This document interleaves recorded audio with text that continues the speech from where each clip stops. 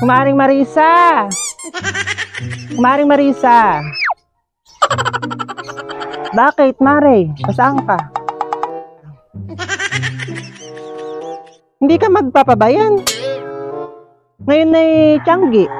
Maraming mabibiling medyo mura-mura. Kota. Baka pati tayo makakabili ng ulam. Ay!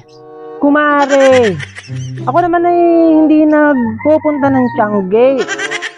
At gawa ng si kumpare mo ay lagi yung may dalang ulam pag yun ay uuwi galing sa biyahe. At pag 4 na kilong karne, ay di 4 ng kilo. At kahapon, ay may dala si kumpare mo na 4 na kilong galunggong. Kaya naman ako hindi nag-iisip ng uulamin namin. At pag siya may dala, ay di kanin na lang ang kulang at dali na. Di ba Mare? Maigi ka pa, Kumaring Marisa.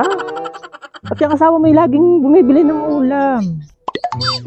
Kung 4 na kilo ang inyong stock diyan sa rep.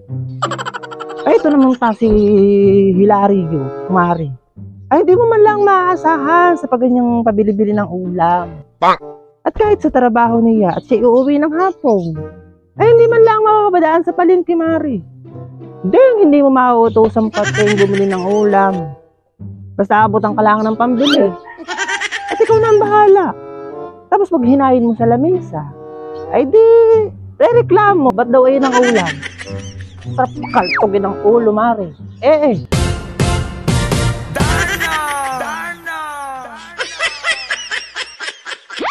Ay, hala, Kumaring Marisa. Baka ako hindi na din pupunta ng palengke. Mainit na pati. Ako pautangan mo na lang muna ng 2 kilong galunggong. At 4 na kilo naman yung galunggong mo diyan. Para ako hindi na pupunta ang palengke. Wala rin naman akong bibili na kung titingin-tingin lang ka na. At kung sasama ka, ay di, ikaw isasamahan ko lang. Sige na.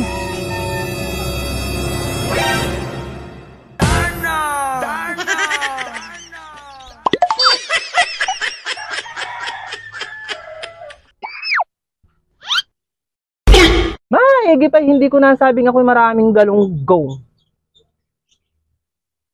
Tek. Sorry.